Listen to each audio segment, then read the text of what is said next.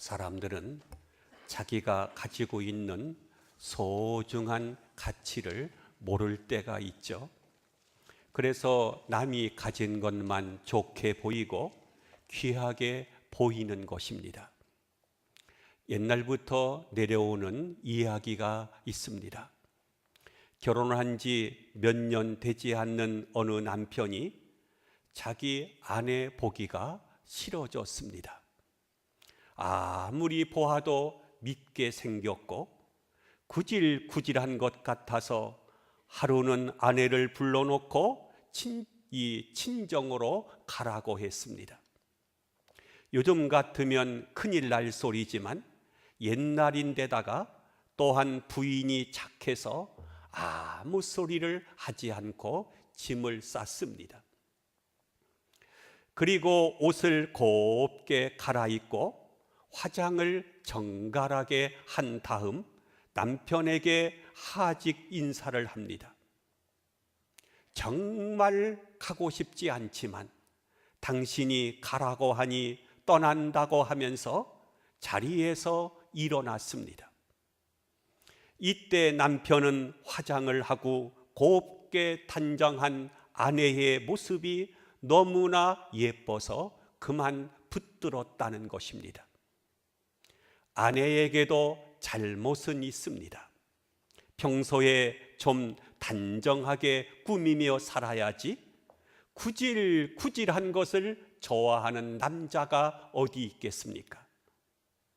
우리는 정말 소중한 사람과 살고 있으면서도 그 가치를 몰라서 불행하게 살고 있지는 않습니까?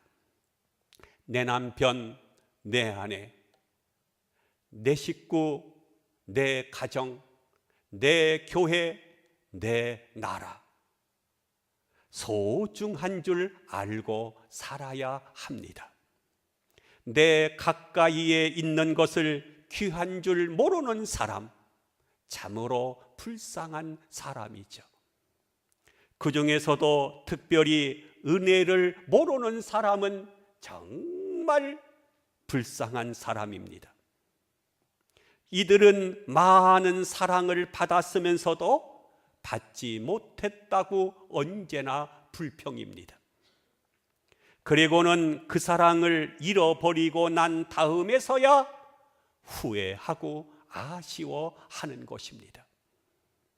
죽거나 잃어버린 다음에 후회한들 무슨 소용이 있겠습니까? 빼앗긴 다음에 억울해 보아야 다시 돌아오지 않습니다. 그러므로 지금 내가 가진 것, 내 손에 있는 것, 내게 처한 모든 것들이 소중한 것임을 알고 살아야 하겠습니다. 오늘 성경에 나오는 사도 바울은 은혜를 아는 사람입니다. 모든 것이 다 은혜라고 말하고 있습니다. 심지어는 자기 몸에 병이 있는 것까지, 육체의 가시까지 하나님의 은혜라고 고린도후서 12장에서 고백하고 있는 것을 보게 됩니다. 오직 은혜, 오직 믿음, 이것이 그의 믿음의 뿌리였고 회복의 원천이었습니다. 모든 것을 하나님의 은혜의 선물로 받아들이고 있습니다.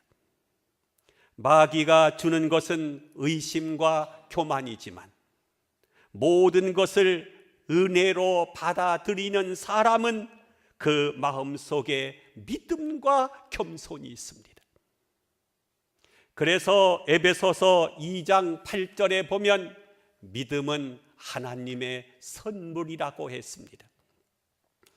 오늘 성경에 나오는 사도 바울은 세 가지 은혜의 선물을 이야기하고 있습니다. 물론 이것들은 자기 노력이나 공로나 또 의지가 아니라 전적으로 하나님께서 주신 은혜의 선물이라고 하면서 감사하고 있습니다. 먼저 그는 그리스도를 알게 하신 것을 감사하고 있습니다. 자, 본문 3절에 보시면 내게 비밀을 알게 하신 것이라고 했고, 어떤 비밀을 알게 하신 것이라고 했습니까? 4절에 보면 내가 그리스도의 비밀을 깨달은 것이라고 말하고 있습니다. 하나님을 알게 하시고 그리스도를 깨달아 알게 하신 것을 감사하고 있습니다. 사실 알고 깨닫는 것보다도요, 더 소중한 것은 없어요. 행복이라고 하는 것은 소유의 문제가 아니라 깨달음의 문제입니다. 아무리 많이 가졌어도 그것을 알지 못하고 깨닫지 못하는 사람은 불행한 사람이죠. 그런데 아무리 알게 하려고 애를 써도 믿지 않기로 작정한 듯 안 되는 사람도 있습니다.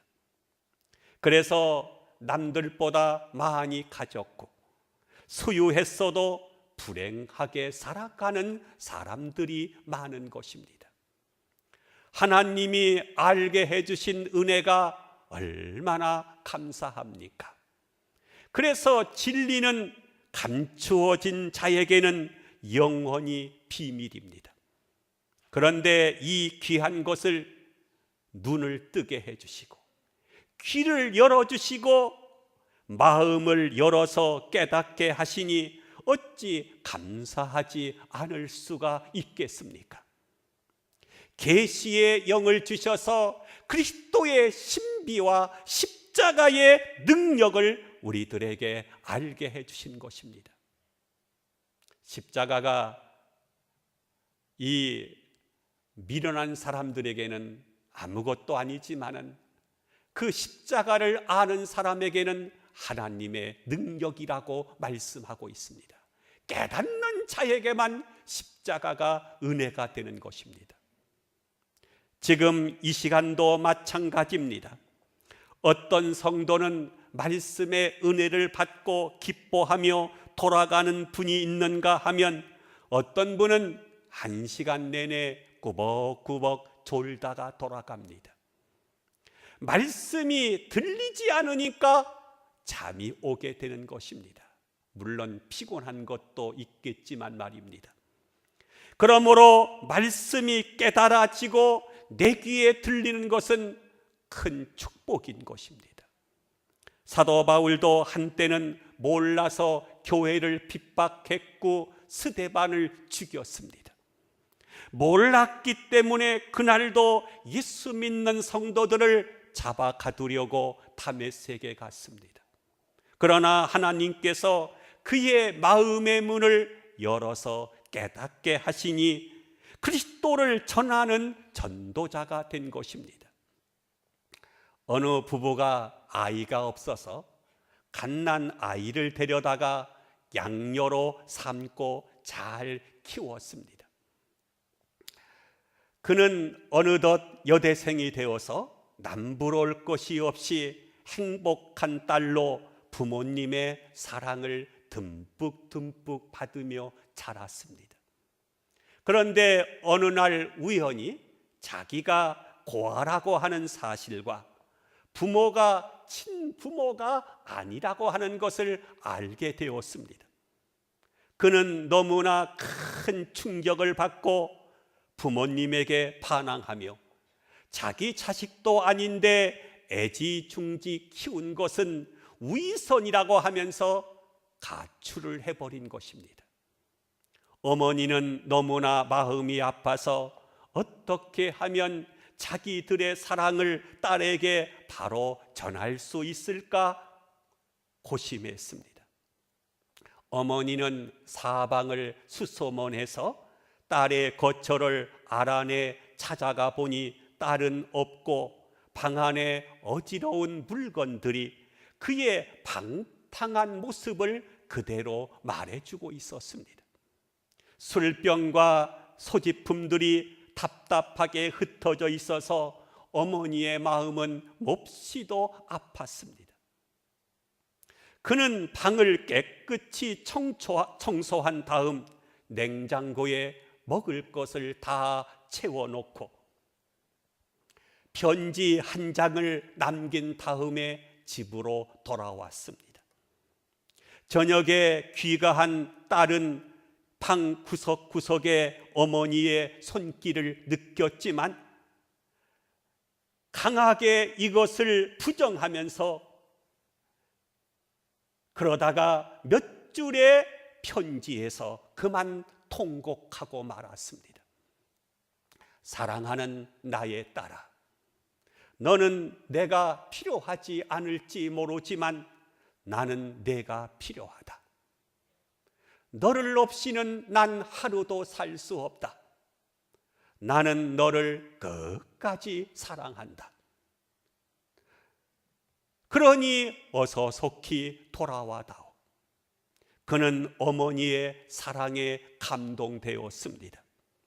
그리고 생각을 다시 하니까 낳지도 않은 자기를 이렇게까지 사랑한 그 사랑은 보통 부모가 자식을 사랑하는 사랑보다도 더 큰 사랑임을 깨닫게 되었습니다. 그는 크게 뉘우치고 돌아와서 효녀가 되었다고 합니다. 깨닫고 보면 내가 부족하기에 사랑을 더 많이 받았고 내가 죄인이기에 사랑을 더 많이 받은 것입니다. 사도 바울도 자기는 한때 성도를 핍박했던 죄인 중에 괴수지만 구원을 받았으니 남보다 더 받은 것이라고 고백을 하면서 이 사실을 알게 해주신 하나님께 감사하고 있습니다. 두 번째로 바울은 하나님의 은혜의 선물을 따라서 일꾼이 되었노라 하면서 감사하고 있습니다. 본문 7절을 봅니다. 내게 주신 하나님의 은혜의 선물을 따라 내가 일꾼이 되었노라 라고 했습니다. 우리도 내게 주신 주님의 은혜를 따라 하나님의 이 일꾼이 되었음을 감사할 줄 알아야 하겠습니다. 어떤 사람은 일을 하는 것에 대해서 피곤해 죽겠다고 말하는 사람들이 있죠. 틈만 있으면 쉬었으면 좋겠다고 말하는 사람들이 있습니다. 그런데 막상 실직을 당하게 되면 일을 하는 것이 이렇게 소중한 줄 몰랐다고 후회를 하게 됩니다. 일할 수 있을 때 열심히 일해야 됩니다. 이제 조금 있으면 아주 푹 쉬어야 될 때가 오지 않겠습니까? 일이 있을 때 일하는 고마움을 모르다가 퇴직한 다음에서야 일이 있음이 얼마나 귀한 것인가를 나중에 깨닫게 되는 것입니다. 교회에도 그런 사람이 있죠. 아직도 일할 수 있는데 이제 구역장도 그만하고 다 놓겠다고 말하는 사람이 있습니다. 여러분, 나이 70이 넘게 되면 교회에서도 일정한 직분을 가지고 임명되어 일할 수 없을 때가 오는 것입니다. 또 병들어서 누워있게 되면 일하는 사람들이 그렇게도 부러울 수가 없습니다. 이 병이 나으면 월급이 작아도 좋으니 일하겠다는 생각이 듭니다. 이렇게 잃어버린 다음에서야 그 가치를 깨닫게 되는 것입니다. 일한다는 것 얼마나 고마운 일입니까? 그러므로 귀한 자리, 천한 자리 너무 가리지 말고 내게 할 일이 있다고 하는 것 그 자체를 귀하게 여길 줄 알아야 하겠습니다. 사도 바울은 디모데전서 1장 12절에서 나를 충성되이 여겨 내게 직분을 맡기신 것을 감사하고 있습니다. 여러분, 이 일을 기뻐하는 자는 행복하고 이 일을 의무로 생각해서 마지못해 일하는 사람은 노예와 같습니다.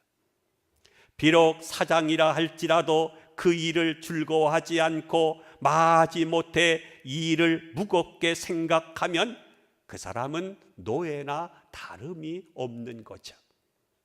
그러니 비록 하찮은 일이라 할지라도 일하게 하신 것에 감사해서 즐겁게 일을 하면 그 사람이 주인인 것입니다.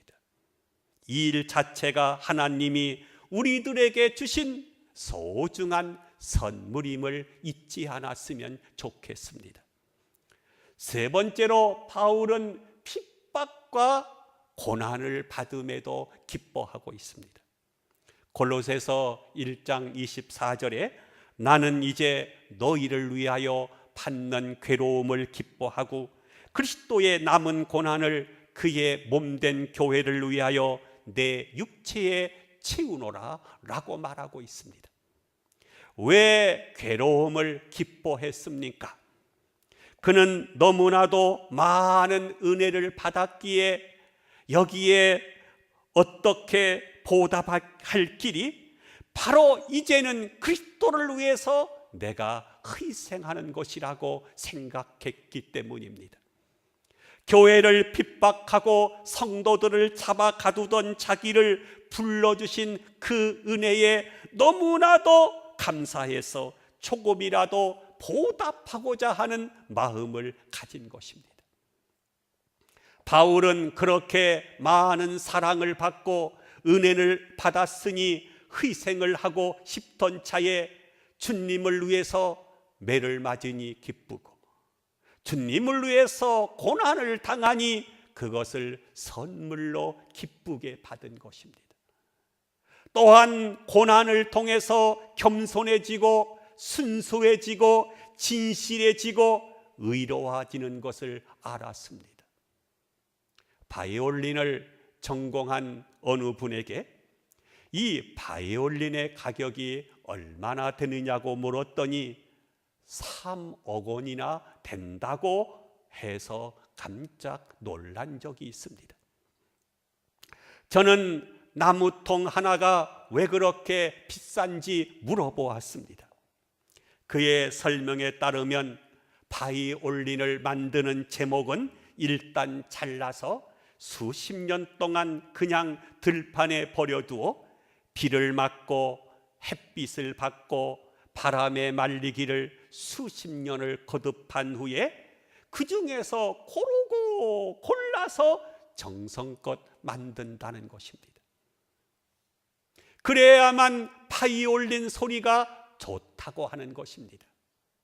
아무나 산에 가서 뚝딱 잘라 만드는 바이올린이라고 하면 비쌀 이유가 없는 것입니다. 사람의 인격도 마찬가지입니다. 갖은 고난과 희생을 통해서만이 내 인격이 수양이 되어지고 소리도 좋습니다. 그 사람의 입에서 나오는 소리도 은혜로운 것입니다. 이것을 알고 있었기 때문에 사도 바울은 고난을 고맙게 받아들이고 있습니다. 십자가의 고난 후에 부활의 영광이 있었던 것처럼 그는 고난을 통한 영광을 알고 있었습니다. 1808년 비엔나에서 대작 천지창조가 연주된 적이 있었습니다. 그곳에는 작곡가 하이든도 물론 참석했습니다. 그러나 그 당시 그는 몹시 늙고 병약해서 자기 의자를 끌어당길 힘조차 없었습니다. 연주가 끝난 후 감격한 청중들은 모두가 기립을 해서 하이든에게 박수 칼채를 보내면서 환호를 했습니다. 그러자 하이든은 그 박수 칼채를 감당할 수 없다는 자세로 일어나면서 이렇게 말했습니다. 아닙니다. 이 작품은 내 것이 아니라 위에 계신 하나님께로부터 온 것입니다. 오직 하나님의 은혜로 된 것이지 제 작품이 아닙니다 라고 외쳤습니다. 그것은 내 것이 아닙니다. 오직 하나님의 은혜로 된 것입니다. 사도 바울은 고린도전서 15장 10절에서 나의 나된 것은 오직 하나님의 은혜로 된 것이라고 고백하고 있습니다. 바로 여기에 하나님의 은혜가 있고 감사가 있고 행복이 있는 것입니다. 새해 하나님은 우리들에게 목사, 장로, 안수집사, 권사, 집사라고 하는 소중한 직분을 주셨습니다. 직분을 의무로 생각하는 사람은 불행한 사람이죠. 이 일을 보수와 대가로 생각하는 사람들에게는 감사가 없습니다. 그러나 모든 것을 은혜와 선물로 생각하는 사람에게만 진정한 행복과 영광이 있는 것입니다. 내게 주신 하나님의 은혜의 선물을 따라서 내가 일꾼이 되었노라. 본문 7절의 말씀입니다. 아무쪼록 우리도 이 은혜 속에 살아감으로 하나님의 귀한 은혜가 사도 바울에게 있었던 것처럼 여러분들에게도 넘치시기를 주의 이름으로 축원함을 드립니다. 기도합니다.